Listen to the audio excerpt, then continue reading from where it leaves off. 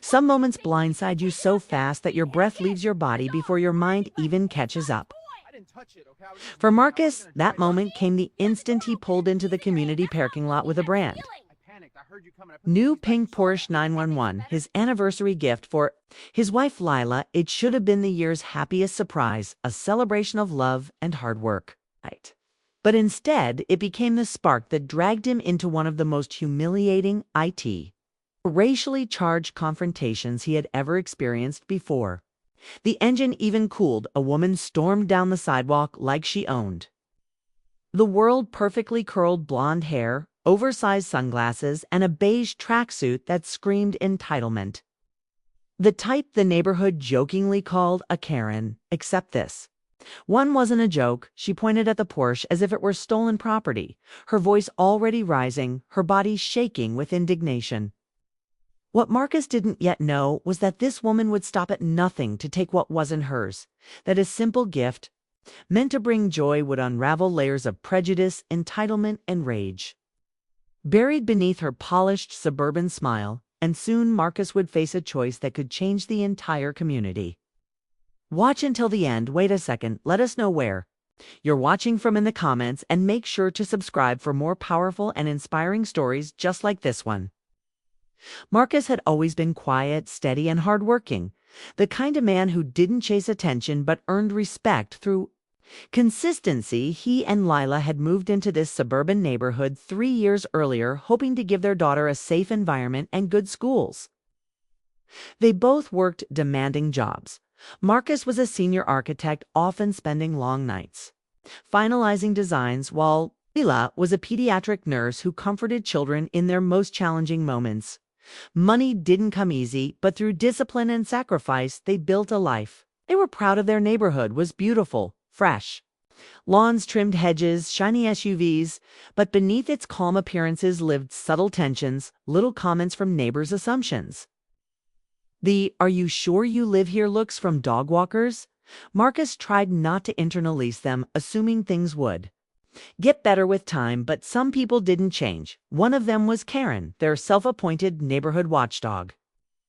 Her complaints ranged from too loud children to suspicious delivery drivers. She hovered at the edge of conversations, always ready to escalate the most minor issue into a personal crusade. Marcus had witnessed her behavior before, but had never crossed paths with her directly. Until the Porsche entered the picture, a dream car his wife had adored since she was a teenager. Lila spent years saving inspirational photos, promising herself one day it would be hers. Marcus had worked overtime for months to make it happen. This was supposed to be a joyful surprise, a moment of happiness, not a trigger, not a target, but in this neighborhood, joy came with complications. The moment Marcus stepped out of the Porsche, he felt the heat of her stare, sharp, unblinking, assessing. Karen marched straight toward him, her steps loud and theatrical, as though she wanted the entire block to witness her indignation. It started small, a pointed finger, a narrowing gaze, a tilted head filled with judgment. She circled the Porsche like a vulture, examining prey, crossing her arms with a smirk that suggested she had already reached her conclusion. People like Marcus didn't drive cars like this unless something was off. He felt the shift instantly, the unspoken accusation hanging in the air that he didn't belong, that he couldn't possibly afford what he owned. The car must be stolen, borrowed, misused, or undeserved. He had felt this kind of scrutiny before, but it still burned through him like a fresh wound. As he tried to walk toward his garage, Karen stepped in front of him, blocking his path with a glare sharp enough to cut steel. Her lips curled, as if preparing a speech she believed she had every right to make. She paced in front of the Porsche as though she were evaluating evidence of a crime. The situation escalated faster than he expected. Karen had already taken photos of the car, photos of Marcus, pictures of the license plate. She typed aggressively into her phone, shaking her head with exaggerated disappointment. A few neighbors peeked from their windows, drawn to the commotion. Some filmed discreetly, others openly gawked. Marcus forced himself to stay calm as she continued to circle him like a prosecutor building a case. His pulse raced, his jaw clenched. He felt the familiar tension of being judged before speaking a word. Then, as if entitlement wasn't enough, Karen switched. Gears from accusation to desire, she declared the Porsche would fit her aesthetic. Gesturing to her pastel-colored outfits and perfectly curated Instagram-ready lifestyle. She touched the hood with admiration, as though testing ownership she took. Even more pictures positioning herself in front of the car as if she had bought it. The entitlement crossed into absurdity when she loudly insisted that Marcus was misusing resources, claiming that someone like him shouldn't be driving something so luxurious that it would look better in her driveway, that she deserved it more because she had worked hard to maintain this neighborhood. And then came the final blow. She called for backup her husband's security patrol and even claimed she was calling local authorities to report a suspicious individual with a luxury vehicle. The tension tightened like a rope around Marcus's chest, and it was only the beginning. Karen's voice grew louder, her theatrics more intense as her husband arrived.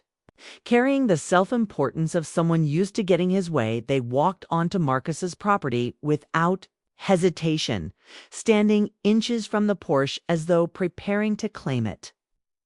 The audacity was breathtaking to grown adults convinced they had the right to seize what never belonged to them.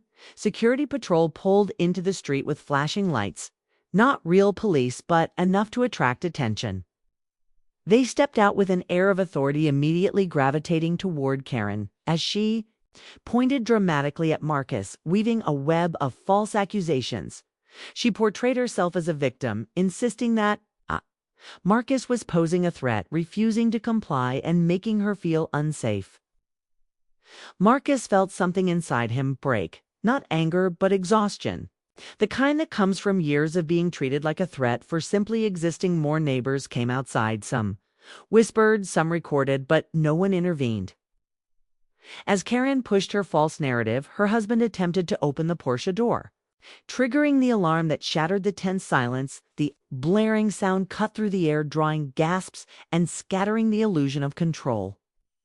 Karen thought she had the security officer, hesitated, something about the alarm, the neighbors watching. And Karen's increasingly frantic spirals made the situation feel less like a legitimate concern and more like a tantrum spiraling into danger. Then Lila arrived. She stepped out of her car with wide eyes, instantly reading the atmosphere. Her gaze landed on Marcus, then on Karen, still shouting, accusing, still demanding. Without hesitation, Lila walked straight to the Porsche, typed the security code on the door panel, and opened it effortlessly. Every witness froze. Karen's narrative crumbled in a single motion, but the damage was already done. After the alarm stopped and reality settled, the mood shifted. Karen's bravado faded into red-faced embarrassment, but she wasn't done. She tried to explain herself, insisting she didn't know that she had every right to question, that she was protecting the neighborhood, but her excuses felt as hollow as the silence that followed.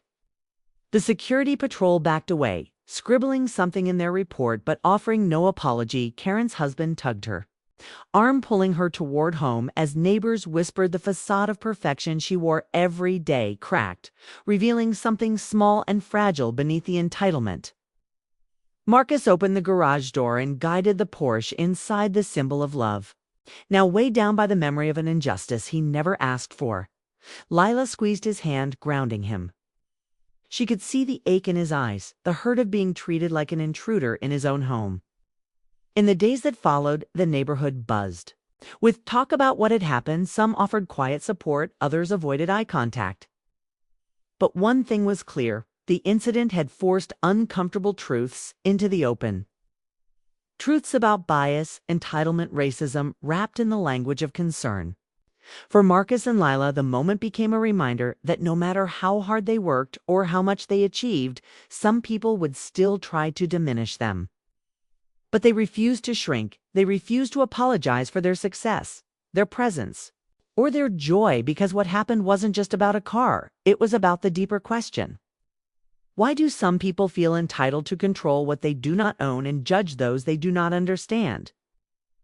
Where are you watching from? What country and city? Take care.